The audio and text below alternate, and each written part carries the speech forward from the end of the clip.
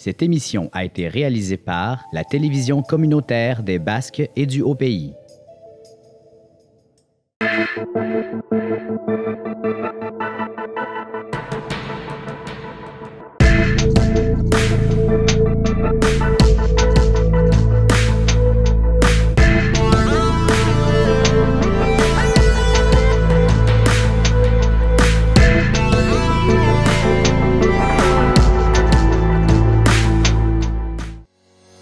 Salut tout le monde et bienvenue à Info TCBH.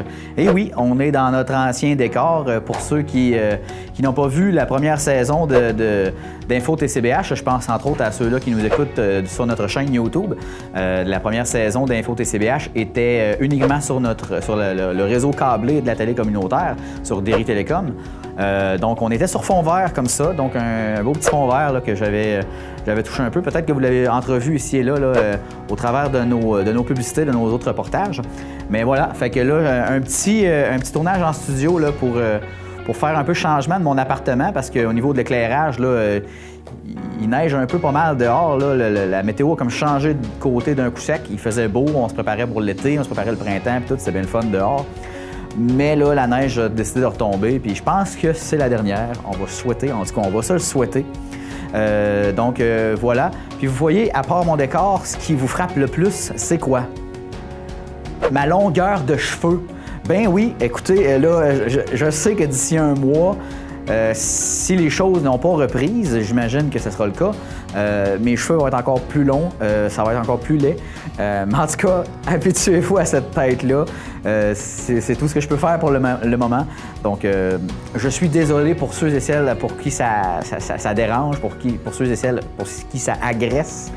Mais ça va être ma tête pour les semaines à venir. Donc, voilà. Je tourne en studio aujourd'hui, en ce moment, parce que je viens de tourner avec Francis Proulx, donc notre animateur pour l'émission Vision Rap. Je ne sais pas pour ceux et celles qui écoutent l'émission, c'est une émission qu'on diffuse sur nos ondes télé le jeudi 10h et samedi 10h. Et on la diffuse aussi sur le web. Vous pouvez aller voir le site web qui apparaîtra directement en bas de l'écran, c'est lavisionrap.com. Donc vous avez tous les épisodes. Bien entendu, vous pouvez les retrouver sur notre chaîne YouTube, c'est certain. Donc voilà, Francis vient de partir et j'en ai discuté avec lui et d'ici quelques semaines, je ne sais pas dans quelle édition d'Info TCBH ça va paraître, mais je vais faire une petite entrevue avec lui pour vous le présenter. J'avais en tête de faire ça, de présenter chacun de nos animateurs de nos émissions en début de saison. J'avais eu l'idée de faire ça pour vous présenter un peu les autres animateurs qui parlent à la télé communautaire. Parce que si c'est des émissions que vous ne regardez pas, ça vous présente un peu leur émission, leur concept. Puis je veux que ces gens-là parlent un peu d'eux-mêmes. Là, Francis, il y a une possibilité de le faire à une distance de 2 mètres. Mais ça va être d'ici quelques semaines que je vais passer cette entrevue-là que je vais faire avec lui pour vous le présenter. En ce qui concerne nos autres animateurs, bien Pierre-Luc Saucier qui anime Histoire de quilles, peut-être que ça viendra. Marie-Claude Bouchard qui animait En équilibre, bien là, comme l'émission est arrêtée, on ne fera pas nécessairement d'entrevue avec elle, mais peut-être qu'ultérieurement, ça va revenir parce que Marie-Claude m'a mentionné qu'elle voulait reprendre éventuellement l'émission En équilibre. Et M. Gaston Bourdage qui nous a fait Réflexion sur la vie, qui vient de prendre fin. On ne sait pas encore si ça va reprendre à l'automne. On se le souhaite parce qu'on aime beaucoup M. Bourdage. Mais comme M. Bourdage a certaines années derrière lui, on va dire ça comme ça, je pense que c'est la meilleure façon de le dire. Donc, on ne veut pas prendre de risques par rapport à ça à cause du confinement. Donc, fini ces facéties. Aujourd'hui, qu'est-ce qui nous attend? Je vous présente un petit top des reportages de janvier. Il y a 2 semaines, je vous ai présenté un top des reportages de 2019 qui était assez compliqué à faire, je vous dirais, parce que j'avais calculé qu'il y avait environ un peu plus de 140 reportages qu'on avait recueillis en 2019. Donc, Marc-André, arrête de nous parler. Présente-nous le top reportage de janvier 2020. Dans le désordre, le 15 janvier, il y a eu une assemblée publique par rapport à l'héritage 1, donc Sauvons l'héritage 1. Le 29 janvier, Assemblée citoyenne des Basques qui faisait un retour sur l'Assemblée citoyenne qui avait eu lieu au mois de novembre 2019, qui ressortait les grandes lignes de ce qu'il y avait eu à la dernière Assemblée par rapport à l'avenir de l'héritage 1, la traverse Trois-Pistoles, les Escoumins. Le 23 janvier, Ghislain s'était rendu à l'école secondaire de Trois-Pistoles pour l'Expo Sciences. C'est un rendez-vous annuel à chaque année. Le 15 janvier, Maxime Blanchet-Jonca, donc le député fédéral de Rimouski-Neigette, Témiscouata et Basques, nous a rendu visite en studio. Donc Ghislain a pu faire une entrevue avec M. Blanchet-Jonca, une entrevue très intéressante. Le 25 janvier, c'était la drague de motoneige MSRF à Saint-Jean-de-Dieu. Donc, je me suis rendu à Saint-Jean-de-Dieu pour prendre des images de cette drague de motoneige, donc de cette compétition. Le 20 janvier, Ileana nous avait préparé un reportage sur une boulangerie très spéciale à l'Île Verte. Le 18 janvier, une soirée slam était organisée au caveau des Trois-Pistoles. Donc, Ileana, encore une fois, s'est rendue au caveau pour nous sortir les grandes lignes de cette soirée slam. Le 10 janvier, Ileana est allée à la rencontre d'une nouvelle compagnie de théâtre de Trois-Pistoles. Et les 19 et 26 janvier, je me suis rendu au Salon de quilles des Basques de Trois-Pistoles parce que c'était le tournoi de quilles à l'Épris. Et pour ce top, j'ai pu vous sortir des images du tournoi, donc quelque chose d'intéressant à regarder. Donc, ce ne sera pas un top de mes préférés dans ces reportages-là. Ce que je vous présente, c'est un condensé en une émission des reportages qu'on a pu faire en janvier 2019. Sur ce, bon visionnement et nous, on se retrouve à la pause publicitaire.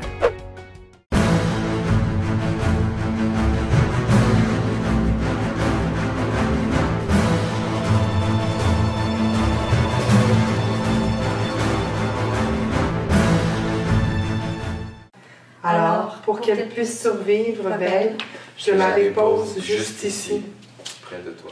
Donc, je m'appelle Wina Forget, je suis nouvelle dans la région des Basques, installée à Trois-Pistoles nouvellement. Je termine une maîtrise en théâtre et j'ai décidé de lancer ma compagnie théâtrale à Trois-Pistoles pour faire de l'art en région. Donc, c'est une compagnie d'art vivant. On fait principalement du théâtre, mais on touche également à la danse, à la poésie, à d'autres types d'art vivant que le théâtre. Je travaille beaucoup de façon interdisciplinaire, multidisciplinaire. Puis, le Théâtre des Petits Paradigmes poreux produit la pièce de théâtre, dans le fond, sa première pièce de théâtre professionnelle au Théâtre du Bic cet hiver, les 31 janvier, 1er février, la pièce de théâtre Sous l'eau douce qu'on est en train de répéter aujourd'hui en ce moment. Que le pied du conquérant a planté en elle, et de mystérieux petits arbres noirs qui dans ces terres ont poussé, leurs très très longues racines s'étalant partout sous sa peau. Donc la pièce aborde la question de la résilience des femmes face aux violences. On aborde la question dans un angle très poétique, très imagé. On s'inspire de la mythologie slave avec les sirènes, les roussalki et la figure de la roussalka, qui est une sirène monstrueuse, qui est une sirène magnifique qui sort des eaux et qui va manger les hommes et les enfants dans les champs. Dans la pièce, on vague entre deux mondes, en fait. Donc, il y a l'univers des enfants, qui est un trio d'enfants qui jouent à se raconter des histoires. Et de l'autre côté, il y a l'univers plus mythique, où là, on va retrouver la figure de la sirène, où des personnages vont raconter leur relation avec Roussalka. Donc, c'est une figure d'absence. On raconte la figure d'absence de Roussalka, qui est la sirène, et les histoires d'amour qu'elle a eues. Et Roussalka a vécu une relation de violence aussi. Puis, on aborde différentes stratégies de cycles de guérison, en fait. Et pour nous, un des cycles de guérison possibles face aux violences, c'est le récit, c'est la prise de parole. Donc, tout l'univers est sur la prise de parole, le récit, raconter des histoires comme étant une forme de guérison. Pour la presse, la piétine, laissant en elle des semences invisibles. Qu'importe, car Roussalka aime et se sent aimée. Donc aujourd'hui, on travaille à la Maison de la culture du Bic, qui nous passe un espace pour répéter pendant toute la semaine. Les autres résidences, on a beaucoup travaillé au Théâtre du Bic directement. Sinon, à Trois-Pistoles, on a travaillé à la Forge, puis on a travaillé au Beaulieu commun également.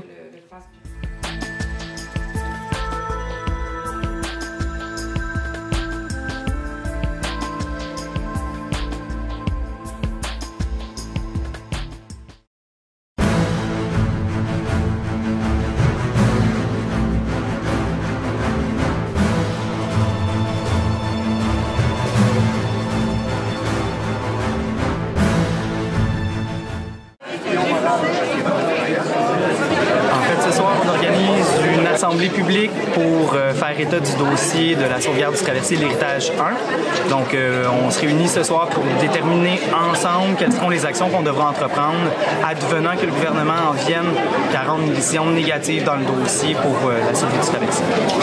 En fait, c'est le comité Sauvons l'héritage. On est un comité de citoyens et de citoyennes d'un peu partout dans la MRC des Basques, des gens de tous les horizons. Et puis, c'est ça, on a décidé de se rencontrer ce soir en grand nombre, selon ce que je vois. C'est fantastique. On me souffle à l'œil qu'on est au-dessus de 125 personnes, donc c'est vraiment super. Ouais, vraiment.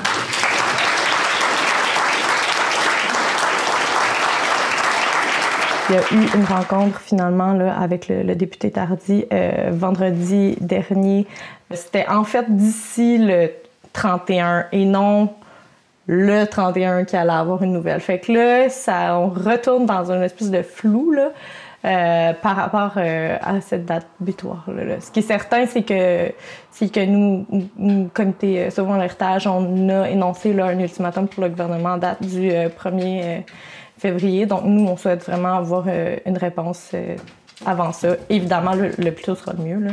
Durant cette période-ci, tous les gens qui sont présents dans la salle, vous serez bienvenus de venir à ce moment-là, dans une période de plénière, sur les moyens d'action à entreprendre là, pour la suite des choses. Moi, on m'a demandé de faire un topo sur le sujet, où est-ce qu'on en était rendu.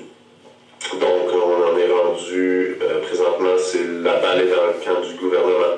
C'est à eux de rendre leur décision. On a déposé un nouveau dossier, une nouvelle demande, en répondant aux critères qui leur étaient des craintes. Je ne rentrerai pas dans les détails, mais on a comblé les craintes. Je pense avoir, comme nous avons comblé les craintes du gouvernement. Ça semble être positif, il semblait être positif, mais encore là, moi j'ai une légère crainte, car à l'automne, c'était positif aussi. Et puis, dernière minute, ils ont cancellé le projet. Donc, ça amène une autre sorte de problème, parce que les employés, eux, ils sont présentement sur le chômage. Ils n'auront pas de chômage jusqu'à la mi-juin. Il faut trouver une solution. Si on ne veut pas les perdre, nous, il faut trouver une solution pour les garder. Donc, on est en train de travailler là-dessus, d'ailleurs. Moi, personnellement, je continue à faire comme si 2020, il y avait une saison 2020, je suis en train de faire les horaires. Il faut que le bateau, puis tout ce qu'on a défendu là, depuis le début de nos interventions, c'est que c'était impossible pour la communauté des Basques et la communauté de la Haute-Côte-Nord, du point des Escoumins, de manquer le bateau un an. On a déjà joué dans ce film-là. C'est pas un film agréable. On veut pas jouer dans ce film-là. Non, oui, ça vient. Mais ça vient de la Côte-Nord. C'est leur premier jet de la pétition. Que... Ah, mon Dieu, c'est merci beaucoup.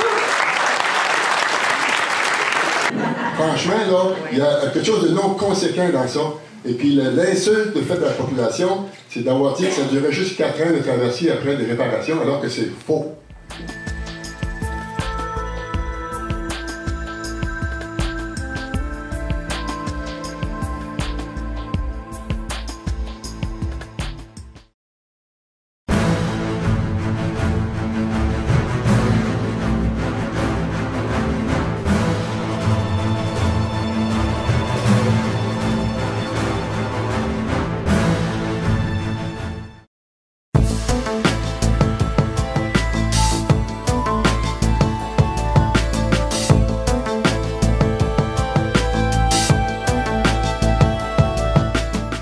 Bonjour, Ghislain Vachon pour Info TCBH. Nous sommes en compagnie du député Maxime Blanchette-Jonca. Bonjour, Monsieur Jonca. Bonjour, merci de l'invitation. Donc, vous êtes député de Rimouski, Neigette, Témiscouata, les Basques depuis les dernières élections. Parlez-nous un peu de vous. On ne vous connaît pas tellement ici dans les Basques. Je sais que vous me disiez tout à l'heure que vous avez été présent, mais les gens dans la rue, probablement, on cite votre nom et puis ils vont demander c'est qui ça. Donc, parlez-nous un peu de vous. Oui, bien, tout d'abord, Maxime Blanchette-Jonca, je je suis originaire de Rimouski. Je suis un régionaliste dans l'âme. J'ai toujours habité la région, principalement à Rimouski. J'ai fait mes études là-bas à l'Université du Québec à Rimouski. Je suis un diplômé en administration des affaires. J'ai été beaucoup impliqué dans la communauté, autant dans le milieu culturel, le milieu économique, le milieu social, dans plusieurs conseils d'administration. J'ai travaillé à la Banque de développement du Canada, donc ça m'a permis de côtoyer les entreprises du milieu, les entrepreneurs. Puis c'est un territoire qui était beaucoup plus large que Rimouski. C'était dans l'ensemble du Bas-Saint-Laurent, la Gaspésie, voire Île-de-la-Madeleine, une partie de la Côte-Nord. Ça m'a permis de connaître les secteurs d'activité, les spécificités de notre territoire, découvrir notre belle région. Par rapport à l'implication politique, ça ne date pas d'hier également. J'ai été impliqué au Parti québécois auparavant. J'étais président régional des jeunes du Parti québécois pour la région du Bas-Saint-Laurent. Donc, ça m'a permis de connaître des gens d'expérience, des députés également, côtoyer des députés, donc, notamment Harold Lebet à la Rimouski, Pascal Bérubé, député de Matane-Matapédia. Également des gens impliqués ici dans les Basques, dans Rivière-du-Loup, dans le Témiscouata. Vincent Couture, l'ancien candidat du Parti québécois aux dernières élections provinciales. Également des gens d'expérience, anciens députés du Bloc québécois, Paul Craig, qui était à mes côtés lors de la dernière campagne électorale. Donc, tous des gens que j'ai pu côtoyer. Dans les implications dans les conseils d'administration, notamment la coalition Urgence rurale, j'ai pu côtoyer une dame d'expérience également, Mme Suzanne Tremblay, qui était ex-députée également du Bloc québécois. Donc, beaucoup d'implications aussi économiques là, avec la Jeune Chambre de Rimouski, la Société nationale de l'aide du Québec qui représente le Bas-Saint-Laurent, qui coordonne toutes les fêtes nationales là, ici dans l'ensemble du Bas-Saint-Laurent également. Donc, beaucoup d'implications qui m'ont permis de cheminer vers faire le grand saut en politique. Et puis, tout dernièrement, j'étais directeur général adjoint ici, tout près là, dans la municipalité de l'Île-Verte. Donc, une belle expérience qui m'a permis déjà d'avoir des connaissances, autant avec la négociation de différents paliers de gouvernement, autant provincial, fédéral, les MRC, mais aussi les organismes du milieu. Donc, j'imagine, je ne connais pas votre âge, là, mais en 95, vous n'étiez pas en âge de voter. Non, mais j'étais, je peux vous dire, c'est certain. Hein, j'ai fait mes devoirs, j'ai bien connu les faits historiques, mais c'est quelque chose qui me passionne effectivement, l'histoire, puis c'est certain que j'ai pu connaître les dénouements. L'indépendance du Québec, est-ce qu'il faut y croire encore? Certainement. Puis écoutez, je crois que j'en suis la preuve vivante. Quand on regarde au Bloc québécois présentement, qu'on ne se le cachera pas, c'est un parti indépendantiste à la base. Il y a plusieurs jeunes qui se réapproprient le Bloc québécois. Présentement, il y a plus de 6 députés de moins de 35 ans au Bloc québécois. On ressent vraiment l'effet, là. On l'a vu au cours des dernières élections, les jeunes candidatures. On en avait plusieurs à travers le Québec, aux 4 coins du Québec même. Donc, c'est vraiment beau à voir.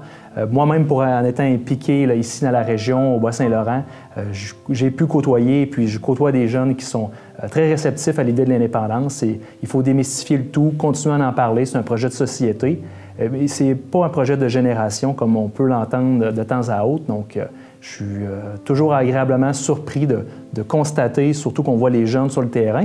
Puis quand on parle de la question de l'environnement qui préoccupe beaucoup les jeunes générations, on sent que l'idée de l'indépendance, d'avoir notre mot sur la scène internationale en étant un pays, s'affirmer, ça c'est beau à voir également. Aussi tout le contraste, on ne peut pas le nier. On regarde dans l'ouest du pays, c'est beaucoup avec l'exploitation pétrolière. Comparativement au Québec, ici on a beaucoup des énergies renouvelables, des ressources qui sont plus vertes. Donc on voit aussi que quand on arrive au sein du Canada, il y a beaucoup des différences d'idées, d'opinions et de visions là, par rapport à tout notre développement.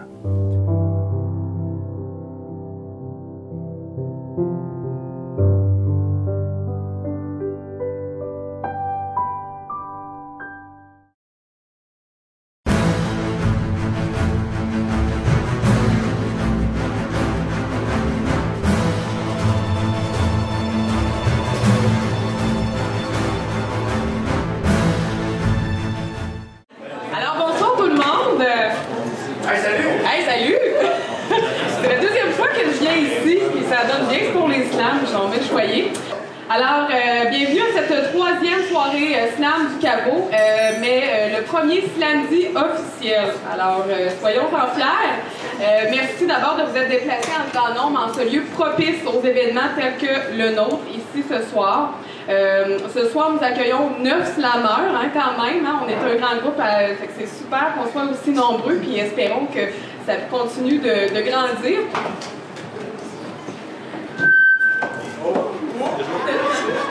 C'est ton pacemaker. It's a monster.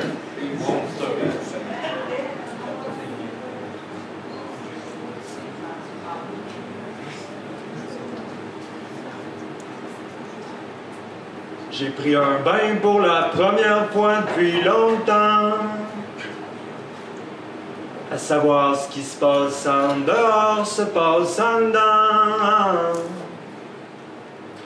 Mes mains sont djembé, brainy, jamais style, j'écris pareil. Je donne à mon peuple un peu de peuplier. Résilience, mes branches portent mon expérience. À savoir ce qui se passe dans le présent se vit maintenant, pas demain. Sa chambre. Un miroir, elle devant. Les cheveux enroulés dans une serviette ou un chandail laid pour pas que ça dégouline partout, après sa douche, après sa course. Chaque matin, comme un automatisme. Il y a Living Room de Tegan et Sarah qui joue. Elle danse un peu, marmonne des bouts, elle connaît pas toutes les paroles. Il y a la fenêtre, les rideaux grands ouverts. Pas mal sûr qu'il y a personne dehors pour regarder, puis sinon, coudoncs, ils se rinceront l'œil, qu'est-ce que tu veux. Tranche de vie.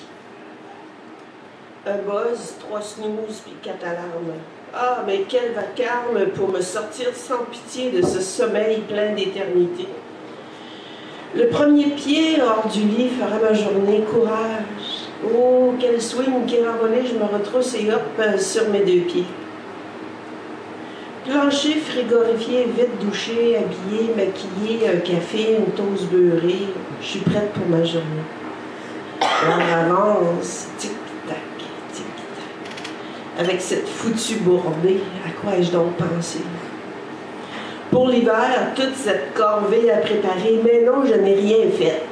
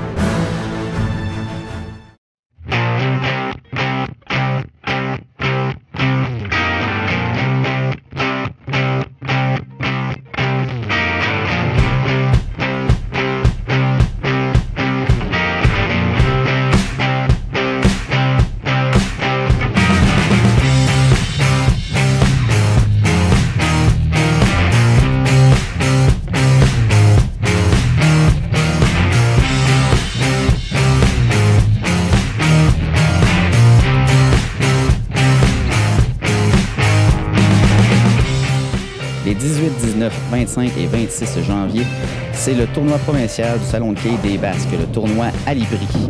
À compter de samedi 18 janvier midi, ce tournoi d'envergure qui se tient sur 2 fins de semaine accueille des joueurs de partout au Québec.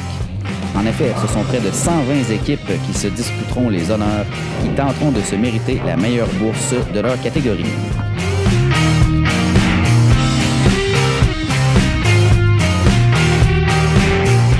Divisées en 2 catégories différentes, les équipes se composent de 2 joueurs, hommes ou femmes.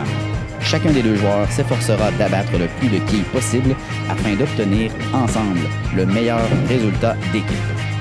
C'est inévitablement un défi mutuel et personnel où la confiance est de mise. Si vous n'avez pas assisté aux rondes des 18 et 19 janvier, c'est un rendez-vous le 25 et 26 janvier. Venez encourager les joueurs le 25 dès 10h, 13h, 16h et 19h. Et enfin, le 26 janvier, aux rondes de 10h, 13h et 16h au Salon de quilles des Basques de Trois-Pistoles.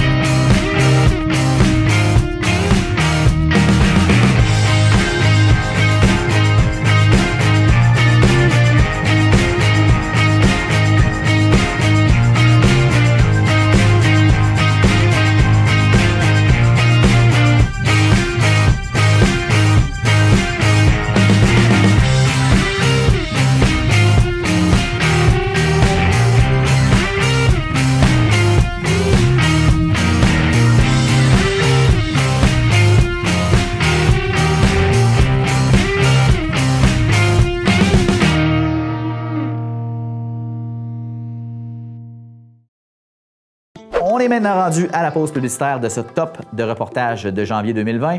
J'espère que vous avez apprécié les premières images qu'on vous a présentées. Donc, une petite pause publicitaire, publicité du gouvernement, et on se revoit à la fin de l'émission. Nous vivons une crise majeure. Et pour qu'on s'en sorte, on doit se protéger. Et respecter toutes les consignes. C'est simple comme bonjour. Faut se laver les mains et tousser dans son coude. Peu importe ce qu'on porte. On doit acheter ses mouchoirs. Gardez cette distance. Et surtout, restez chacun chez nous, comme on vient tous et toutes de faire. Se protéger, ça sauve des vies.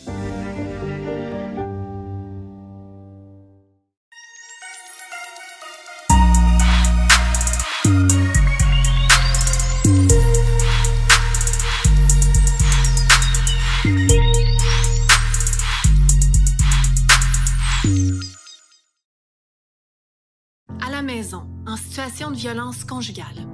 Si vous vous sentez en danger ou si vous avez peur pour la sécurité de quelqu'un, sachez que personne n'est obligé de rester dans un foyer violent. Il y a des gens de confiance qui sont là pour vous aider, alors n'hésitez pas à communiquer avec la ligne SOS Violence Conjugale.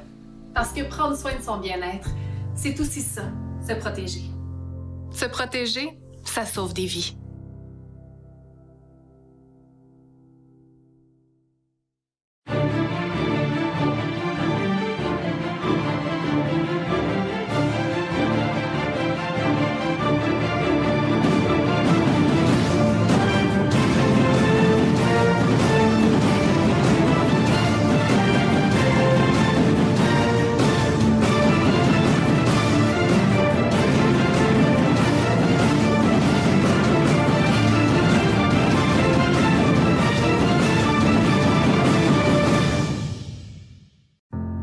Maison avec les enfants. Allô les parents, je sais que d'avoir des enfants en confinement, c'est pas toujours évident, je le vis moi-même.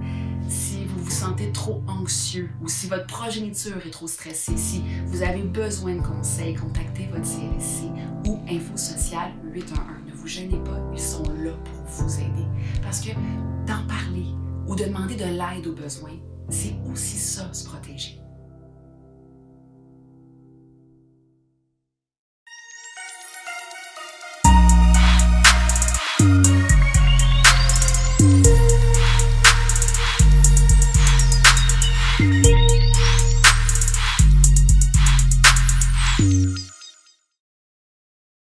À la maison, en situation de maltraitance. Certaines personnes malhonnêtes pourraient profiter de cette situation pour mettre en place des arnaques financières ou des messages frauduleux. Si vous pensez être victime de maltraitance, qu'elle soit financière, physique ou psychologique, appelez la ligne Aide Abus Aînés. Ils sont là pour vous aider, parce que parler à quelqu'un de confiance, c'est ça aussi, se protéger.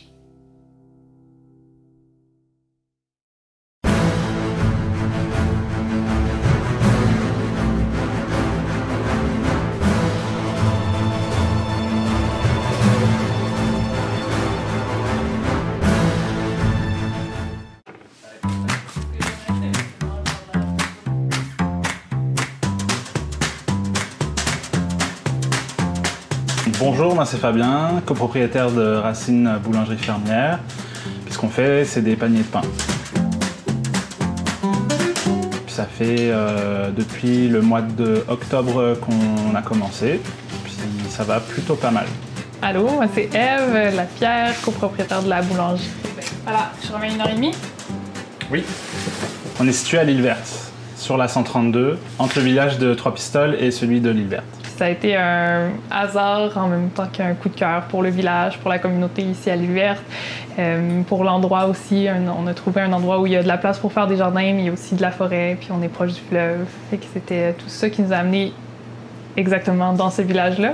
Alors ouais, on fait des livraisons. On livre à Saint-Mathieu-de-Riou, à Rimouski, à Rivière-du-Loup, à Cacouna. Et les lundis, on est à la boulangerie chez nous, à l'île Verte. Les gens qui ont commandé peuvent venir récupérer leur stock à la boulangerie directement.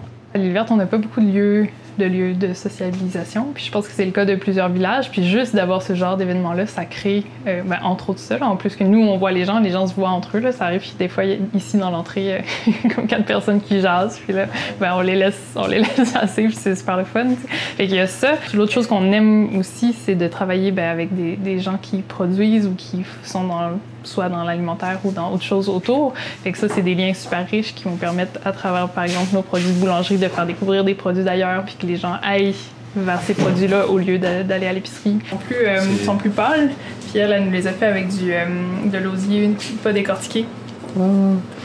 Parce que ça enlève du travail, puis qu'elle pouvait nous les faire un prix qui était mieux. Ils sont vraiment bons. Puis ils sont vraiment beaux.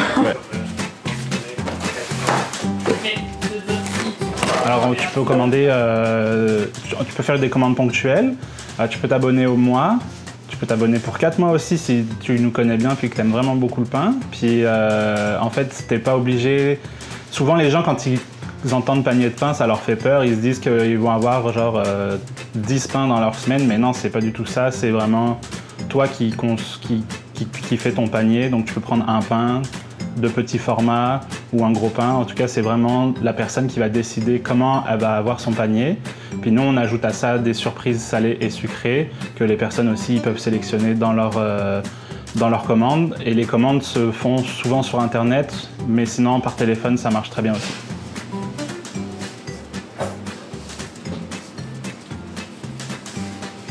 On a ici à l'île verte le même code postal que d'autres habitants, les habitants de Notre-Dame-des-Sept-Douleurs, avec l'île qui est juste en face de chez nous. Puis on a des habitants de l'île verte qui sont là à l'année, qui vivent là même l'hiver, qui nous ont approchés pour avoir du pain eux aussi. Les cadeaux, c'était pas nécessaire. Alors, c'était compliqué d'y aller, nous. Fait qu'on va porter le pain à l'hélicoptère. Puis il part vers eux. Puis ça fait un lien vers ces concitoyens-là, mais qui sont sur le fleuve. Donc, on a bien hâte de pouvoir y aller avec le pain pendant l'été. Voilà.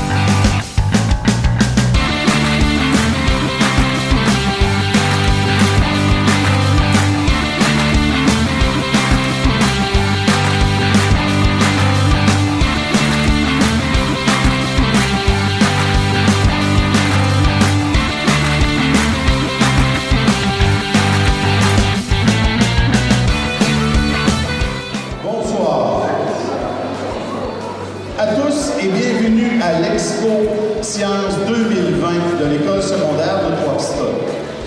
Nous sommes le 23 janvier. Voilà maintenant 5 mois que nos exposants et exposantes ont entrepris leur démarche scientifique.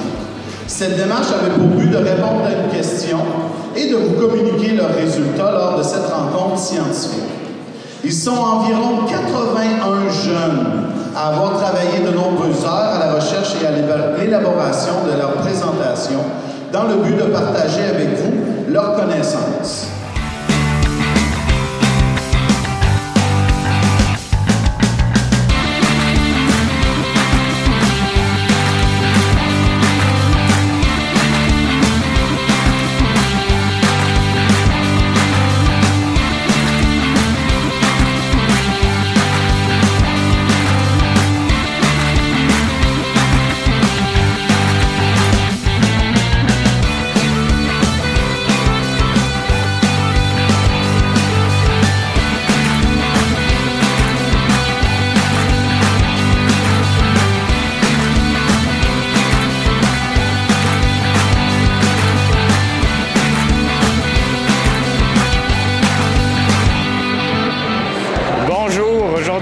parler de la nourriture du futur. Depuis plusieurs années, il y a des millions de personnes qui se sont converties à un régime dit végétarien, pour plusieurs raisons, mais les deux principales étant le fait que les animaux d'élevage, ils ont beaucoup de maltraitance dans les abattoirs et dans les fermes aussi, et en plus, l'agriculture moderne a un impact environnemental assez élevé. Mais le défaut de cette alimentation, c'est qu'il y a beaucoup de personnes qui pensent que ça n'apporte pas assez de protéines à notre organisme. Alors, moi et mon collègue ici, après plusieurs recherches, on s'est penché sur la question et on est venu à la conclusion que manger des insectes, c'est-à-dire l'entomophagie, sera la nourriture de demain.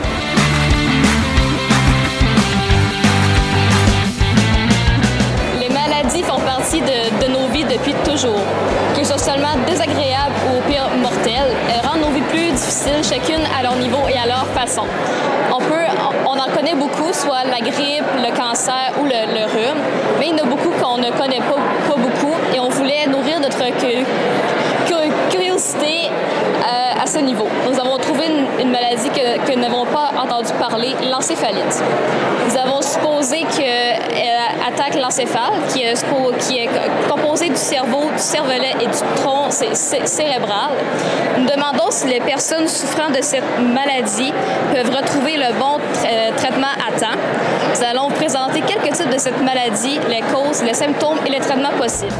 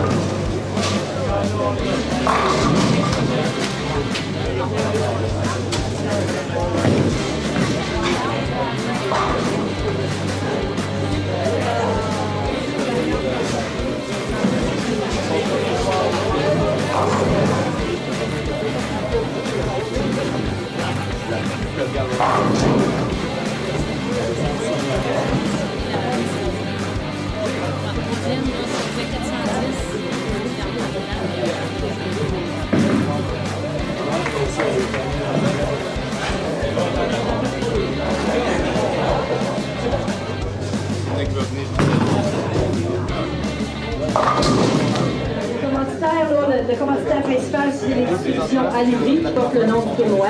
On a aussi la fromagerie des Basques, l'entreprise Guillaume Dumont, on a la cantine d'amour, Bravo Star, on a aussi Rio Paysagiste, les galeries d'Anquistol, Rembourrage Margeau, Transport Sébastien Bélanger, VIP Stock, Menuiserie de l'île et Ferme des Lazars.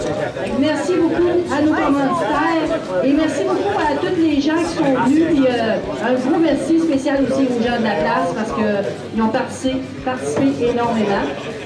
Et je voudrais remercier nos bénévoles parce qu'on a un tournoi comme ça, là, on a besoin de monde. Fait que je veux remercier Lise, là, Lise qui vous sert. Là. Ensuite, il y a Nancy qui est toujours à nous aider. Il y a Bernard, Auclair, Régis Santerre, Cédric qui vous talonne, là, qui vous appelle, qui vous texte là, pour remplir nos tournois. Un gros merci Cédric qui fait les statistiques aussi. Puis merci à mon chum, qui travaille fort aussi, c'est des grosses fins de semaine. Fait que c'est un gros succès cette année. Fait que bonne chance à tous et bon tournoi.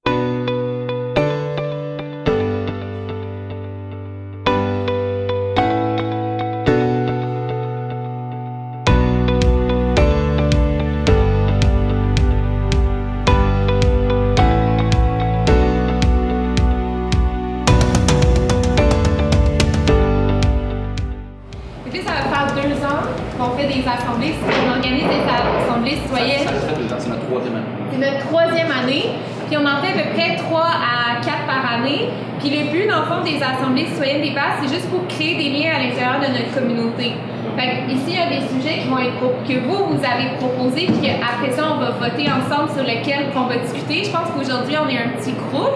Fait que je pense qu'on va choisir un, max 2 sujets. Puis c'est ça, c'est donner la chance à ce que la parole citoyenne soit entendue, puis qu'on parle des sujets qui nous concernent. Après ça, la dernière assemblée qu'on a eue, on avait entre 200 et 300 personnes parce que c'était un enjeu qui était vraiment vital à la communauté. Et de là, il y a eu des prises de position, il y a eu des solutions qui ont émergé de cette assemblée-là. Mais c'est aussi une assemblée comme extraordinaire dans le sens qu'elle était vraiment nécessaire à la communauté. C'est pour ça aussi qu'on les garde, les assemblées citoyennes, c'est pour dire, si jamais il y a des enjeux qui sont importants, l'outil est là, l'outil de démocratie participative est là, et on va savoir déjà, on va déjà avoir une base, puis on l'a vu la journée à la dernière, quand il y avait 200-300 personnes, toutes les personnes qui ont pu animer chaque groupe, parce qu'il y avait 18 sous-groupes, avaient déjà une expérience des assemblées citoyennes, donc pouvaient bien animer leur groupe pour être sûr que tout le monde avait une parole équitable. On a un long rapport de la dernière assemblée, plus long que la normale, vous comprendrez pourquoi. Mais on va essayer de le lire relativement assez vite, mais pour faire un topo, pour vous montrer à quel point quand même que les actions qui ont été proposées à cette assemblée-là du 20 novembre ont relativement été bien entendues et exécutées par le groupe Sauvons l'héritage. Les constats, c'est que c'est de la sécurité d'emploi, la pénurie de main-d'œuvre dans l'industrie maritime. Plus, quand il y a des petits plus, c'est qu'il y avait plusieurs personnes qui avaient parlé de ce sujet-là. Plus c'est long à avoir une réponse, plus on va perdre des gens. On ne va pas attendre la fin des prestations, on commence déjà à perdre des gens, des matelots. Bris de confiance avec la STQ puis le gouvernement. La STQ est un compétiteur, c'est une voie essentielle à la région, agent de développement économique. faut relativiser 5 millions, c'est quoi versus 3,5 millions pour l'acquisition du Apollo, puis pour le couler, 2 millions. Il est important que les communautés se tiennent. Je pense que c'est pas pire, ça marche. Important du soulèvement populaire, profitons du momentum. La traverse Rimouski va possiblement fermer en 2020. Je suis pas sûr que ça a eu des... Les conséquences économiques sont énormes pour la Côte-Nord et la région des Basques. Le député provincial Denis Tardy est absent de l'Assemblée. Son attaché, après vérification, son attaché était présent. Le traversier a aidé lors des déboires des autres traversiers. Il n'y a pas eu de reconnaissance. On est fâché parce qu'on refuse de nous dire pourquoi le bateau n'a pas plus que 4 ans à vivre. Et il y a beaucoup de touristes qui passent tout droit sans entrer dans la ville, sans le traversier. Il y aura des conséquences sur le restaurant, l'économie générale. On a jusqu'au 15 janvier pour envoyer le bateau en cale sèche. Le groupe Océan, c'est le 30. On vient juste d'en parler avec Maurice, donc c'est pas le 15 janvier. Pourquoi on n'est pas reconnu comme une traverse officielle? Je pense que ça devient un début. Pourquoi on n'est pas financé comme à Rivière-du-Loup? Il y a 100 millions pour une autoroute, il n'y a pas 5 millions pour un bateau. Au printemps, la STQ analyse toutes les traverses. On ne saura pas la nouvelle avant le printemps. Le traversier était sortable encore en mi-décembre, quand on a fait ça. Il y a besoin de backup pour Rimouski et Matane parce qu'il y a plusieurs problèmes, entre autres. La STQ veut peut-être reprendre Rimouski-Forestville. L'état du navire, le seul bateau fiable à l'été 2019. Navire sécuritaire construit avec 30% de plus. C'est ça, il me semble que c'est ça? Avec de l'acier. Ah ouais, avec de l'acier plus épais. Le rapport est fait. La STQ, c'est un concurrent, conflit d'intérêt de la STQ. La STQ avait un plan de match, quelque chose qui s'est perdu quelque part. On peuple les erreurs de la STQ. La peur de perdre du temps pour le gouvernement actuel, ça serait un montant négligeable. Les quais sont bons jusqu'en 2040. Argument positif à notre faveur, M. Tardy ne se prononce pas, il ne se bat pas, va pas assez loin, puis il s'en lave les mains. C'est ça, ce jouet-là. Le nombre d'emplois perdus est environ 26 comparativement à 200 pour Rivière-du-Loup. Je rappelle que tout l'équipage de Rivière-du-Loup était présent à cette assemblée-là. Cela va faire peur aux promoteurs de l'hôtel, puis justement, il y a eu une sortie du promoteur de l'hôtel. Vous pouvez voir que comme il y a eu beaucoup de constats, il y a eu beaucoup d'informations qui sont ressorties. Si jamais vous voulez consulter ce document-là, il est aussi sur notre page de l'Assemblée des Basques. Il y a eu la création d'un comité citoyen qui s'est fait lors de cette assemblée-là. Il y a des pétitions entre les personnes et les deux rives, de faire des liens avec les deux endroits. Amasser des courriels et contacts des personnes présentes, envoyer un courriel aux représentants, mettre des panneaux sur la 132. Tout ça, ça a été fait. Tout ça, ça a été fait suite à cette assemblée-là. Créer un groupe de support pour les employés, interpeller la MRC, fermer la route 132. Bon, ben ça s'en vient. Une blague. Avoir une stratégie médias nationaux, stratégie médias, lancer la controverse et visibilité dans la question nationale, comment l'être ouverte, entrevue, passer à l'émission enquête, inviter des élus des deux paliers du gouvernement à une rencontre officielle et leur mettre de la pression. Ça a été dit comme pas mal à toutes les tables. Aller à l'Assemblée nationale, fermer le pont Pierre Laporte, faire des manifestations à Croix-du-Sol à Québec, au Parlement puis au cabinet du ministre des Transports. Trouver d'autres sources de financement, trouver un nouveau navire, faire du travaillage pour permettre l'acquisition d'un navire en plus de... Avec plus de tirants d'eau. Demander un engagement clair du gouvernement, clarifier si cette traverse est communautaire, tendre vers un statut officiel pour le traversier, aller chercher l'appui des personnes qui utilisent la traverse, bloquer la 138, obtenir l'avis de Transport Canada, négocier une hypothèque avec le gouvernement, faire un lien avec les Premières Nations, impliquer les autres municipalités, faire une levée de fonds publics, obtenir un prêt sans intérêt, etc. Ouais, c'est ça. Il y a beaucoup de choses qui se sont dites parce qu'il y avait aussi 300 personnes, mais en tout cas, c'est juste pour vous montrer que comme nous, on compile ces choses-là aussi, là, tout ce qui a été ressorti, pour faire en sorte qu'après ça a été un vraiment bon document pour que le comité citoyen puisse se fier là-dessus, puis ait aussi l'approbation de la communauté en arrière, puis sache que les actions qui sont en train de monter, sont backées par toutes ces personnes.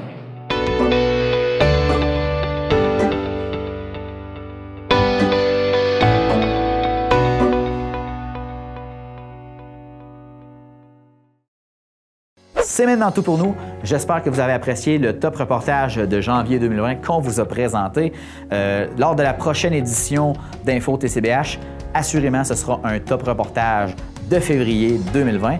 Et par la suite, ce sera un top reportage de mars 2020. Par contre, comme le confinement a commencé au mois de mars, je vous dirais que le mois de mars va être assez condensé et c'est possible que je vous présente mon reportage spécial sur le COVID-19 lors de cette édition. Sur ce, j'espère que vous allez avoir une bonne semaine prochaine de confinement et nous, on se revoit à la prochaine édition des Infos TCBH. Je ne sais pas encore quand, mais je vais essayer que ce soit le plus rapidement possible pour vous changer un peu les idées avec ces reportages-là qu'on a faits au courant des dernières semaines, parce que je pense que ça change le mal de place. C'est intéressant aussi de pouvoir regarder ce qui a été fait jusqu'à maintenant.